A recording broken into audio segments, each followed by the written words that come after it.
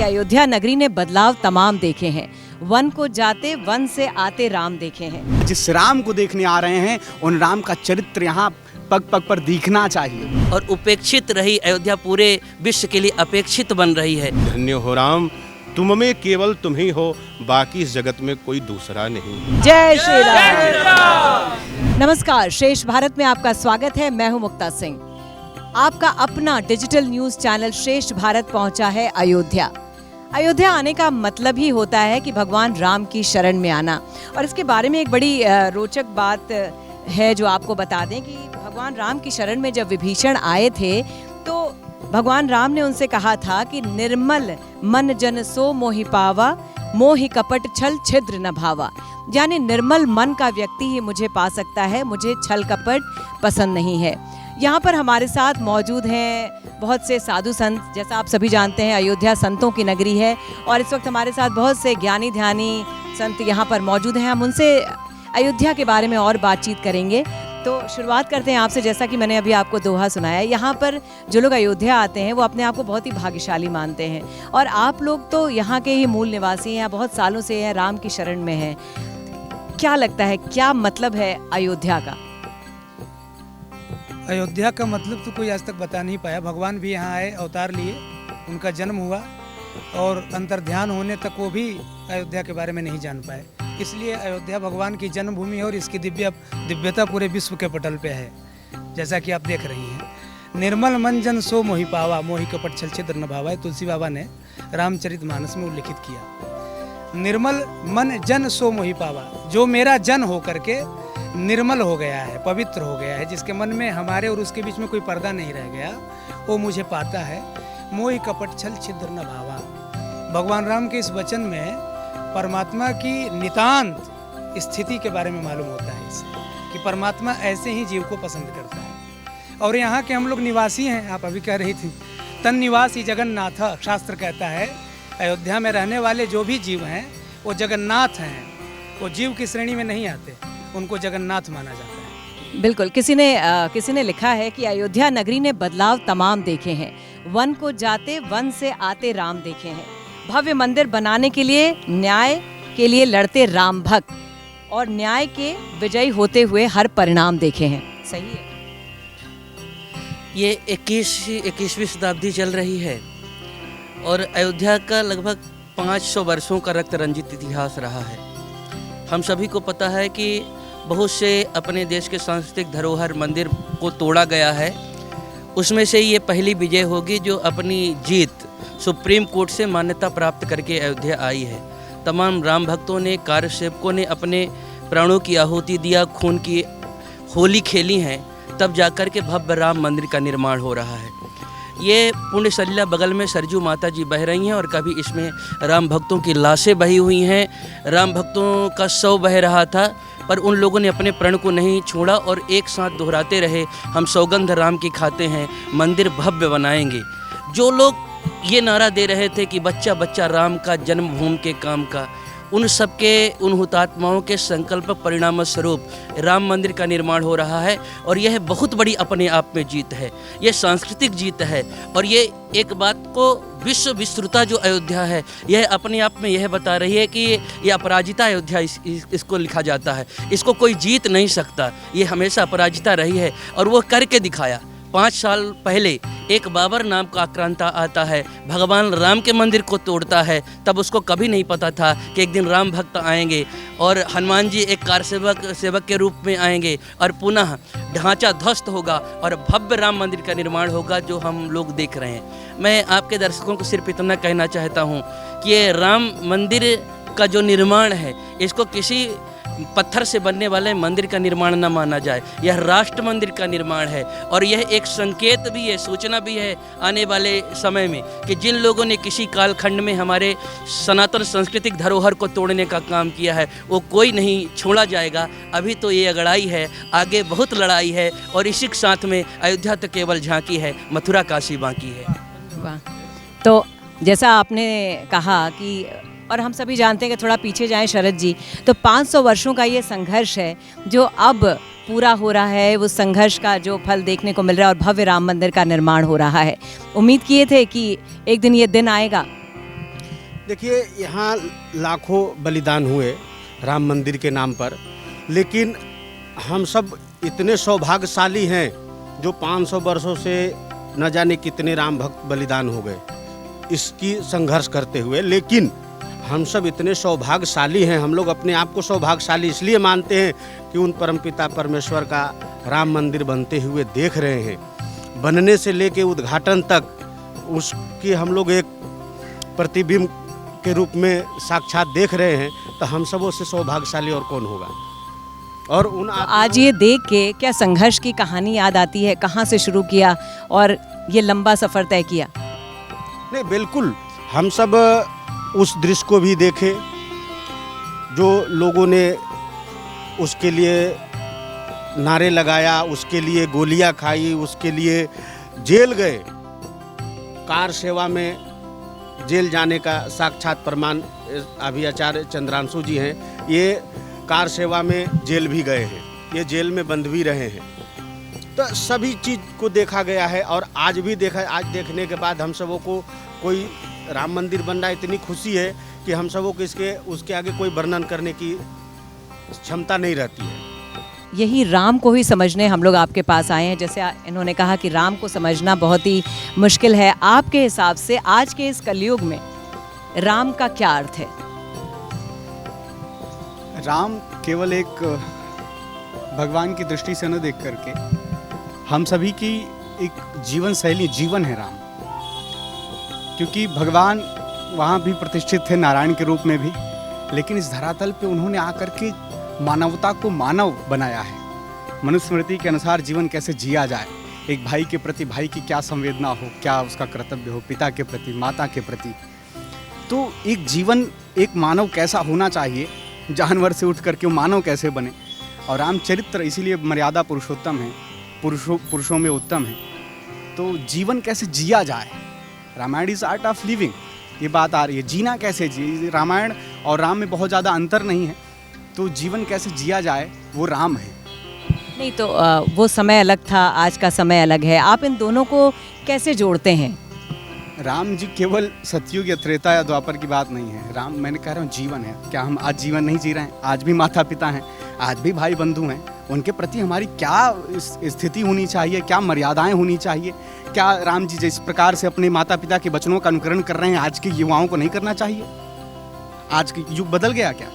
वही मानव आज भी हैं, वही मानव कल थे। युग परिवर्तन होने के कारण राम नहीं बदले हैं, हम बदल गए हैं। लेकिन आज राम को अपनाने की आवश्यकता है, आज ये जीने की आवश्यकता है। युवाओं को कैसे माता पिता के प्रति रहा जाए, कैसे भाई भाई के प्रति रहा जाए, कैसे बहन के प्रति, कैसे समाज के प्रति, कैसे एक राष्ट्र के प्रति अपने दायित्व को निभाया जाए। प्रत्येक युवान, प्रत्येक समाज को जीने की आवश्यकता है। राम जीने की वस्तु हैं, भगवान नहीं है। भगवान को एक तरफ रखिए, उनको बार बार आप भगवान बना करके कहते हैं, वो तो वही कर सकते हैं, भगवान ही कर सकते हैं। राम जी ने कोई भी ऐसा चरित्र नहीं दर्शाया है जो एक साधारण इंसान नहीं कर सकता है। आज के युवा जो हैं एक चीज़ से सवाल उठाते हैं। आप मर्यादा पुरुषोत्तम राम कह रहे हैं, जाहिर सी बात है, उससे तो कोई हर आदमी सहमत है। लेकिन कहना है कि उन्होंने माता सीता के साथ न्याय नहीं किया। आप क्या कहेंगे उस पर? तो इसके लिए संतों का आश्रय लेना पड़ेगा, अपने शास्त्रों को पढ़ना पड़ेगा।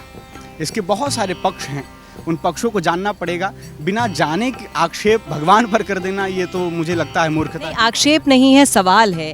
सवाल है। सवाल के लिए आपको थोड़ा सा मैं संक्षेप में एक कथा सुनाना चाहूँगा, शायद 10 सेकंड या 20 सेकंड लगेंगे। राम माँ जानकी सबसे पहला पुत्र मानती हैं हनुमान जी महाराज को। उन्होंने कहा है, अजर अमर निज सुत की बात कही, जो रामायण में दर्शायमान होती है। तो उनके मन में था, ये तो मैंने माना है, जो मेरे पुत्र हों क्या हनुमान जैसे हो सकते हैं? और जब अंतःपुर में राम जी की और माँ जानकी जी की चर्चा हो रही थी, उसमें माँ से कहा उन्होंने कि मैं बहुत प्रसन्न हूँ, तुम सदैव संगनी कहा जाए तो सर पे आप चरितार्थ हुई हैं, सदैव मेरे साथ रही हैं। आपको मैं कुछ देना चाहता हूँ, और मैंने सुना है कि आप गर्भवती हैं, तो इस संदर्भ में और ज़्यादा मैं उल्लासित हूँ, तो आपको मैं क्या दूँ उपहार में? तो माँ जानकी ने कहा, मुझे हनुमान जैसा पुत्र चाहिए। राम जी ने कहा, हनुमान जैसे पुत्र महल में नहीं होते देवी, हनुमान जैसे पुत्र वन में होते हैं। तो बोले, मैं वन में जाऊंगी। तो बोले, अभी तो वन से आई हो, फिर वन किस कारण से भेजेंगे? तो ये सारी लीला रची गई है। और देखिए, लोग कुछ ऐसे हुए जो हनुमान जी को एक तरह से बांध कर पटक देते हैं, और बड़े बड़े अतिरथी वीरों को एक तरफ पछाड़ देते हैं। तो इस सब पक्ष को लेना पड़ेगा। लव कुश ऐसे हुए कोई टक्कर नहीं ले पा रहा था। ऋषियों की सन्निधि में उनका पालन पोषण हुआ, माँ जानकी ने किया। ये वन में ही हो सकते हैं, राजमहल में नहीं। राम जी ने कहा यदि यहाँ होंगे तो ये जो इनकी दादियाँ हैं ये सुकुमार बना देंगी, हाँ इतने लाड प्यार देंगी, ये जो चाह रही हैं जैसे हनुमान जैसा पुत्र नहीं मिलने वाला वो तो वन में ही मिलेगा। तो ये लीला रची गई है, केवल ये लीला का एक अंग है, तो इस दृष्टि से ही देखा जाए। चलिए, अब भव्य मंदिर का निर्माण तो हो रहा है।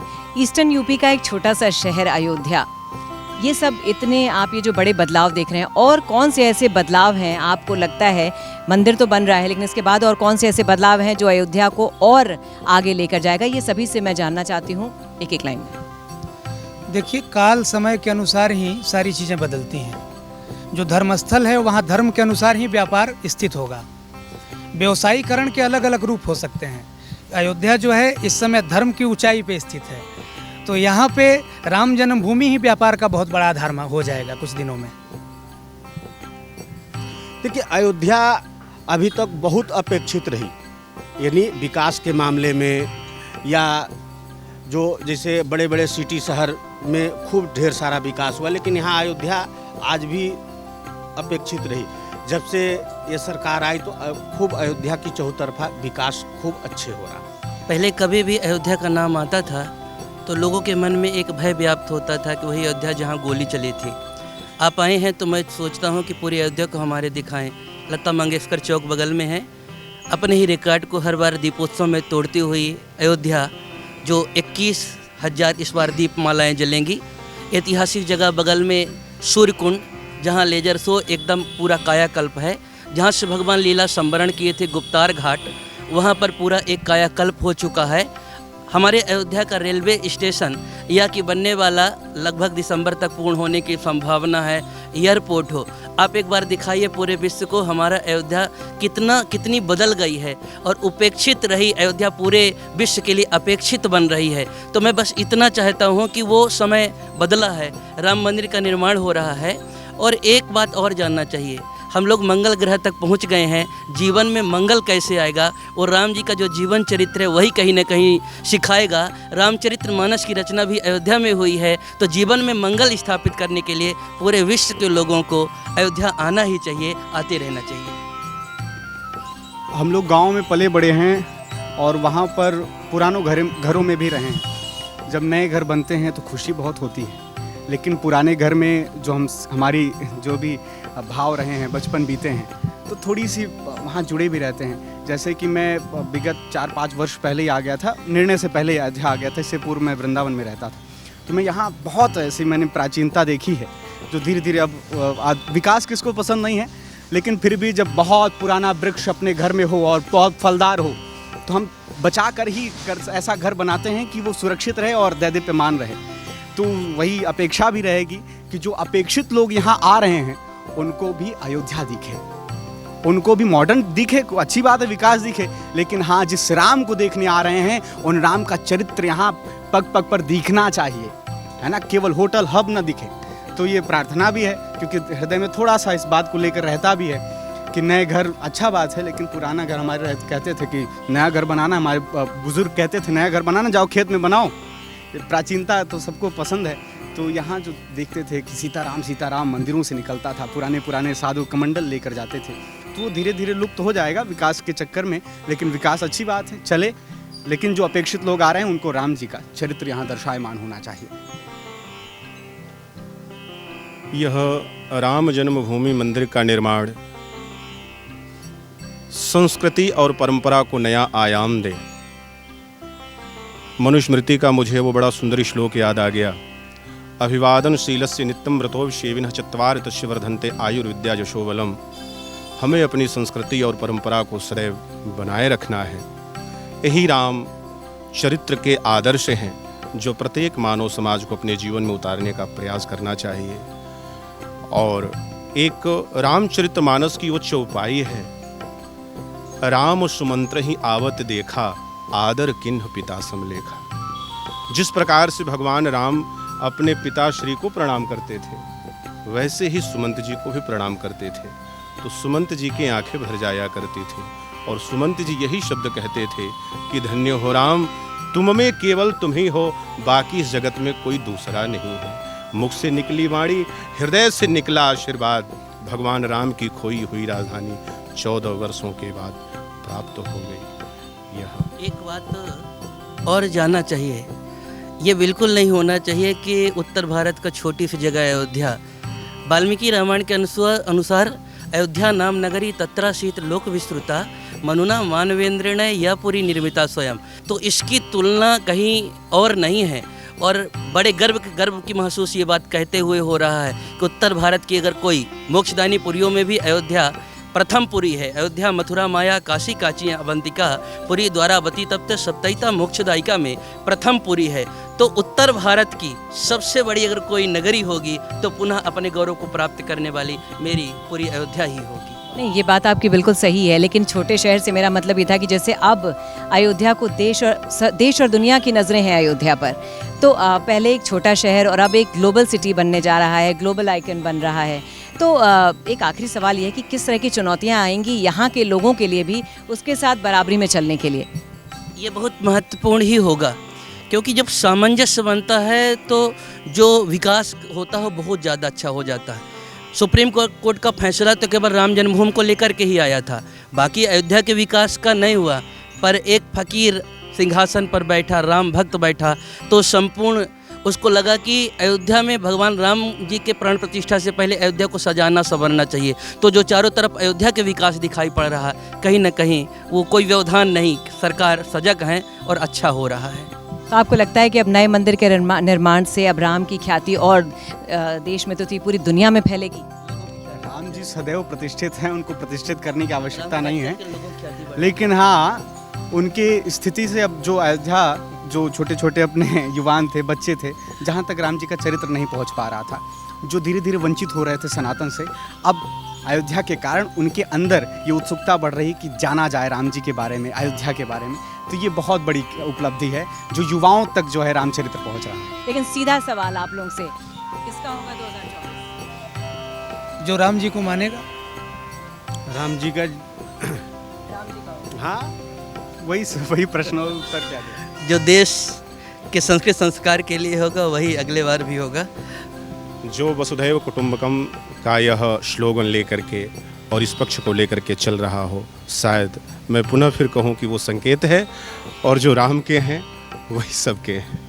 सांकेतिक सवाल, सांकेतिक जवाब। चलिए, बहुत बहुत शुक्रिया, आप लोग इस चर्चा में जुड़े। तो आप इनकी बातें सुन के कह ही सकते हैं कि गंगा बड़ी गोदावरी, तीरथ बड़ा प्रयाग, सबसे बड़ी अयोध्या नगरी जहां राम लिए अवतार। जय श्री राम।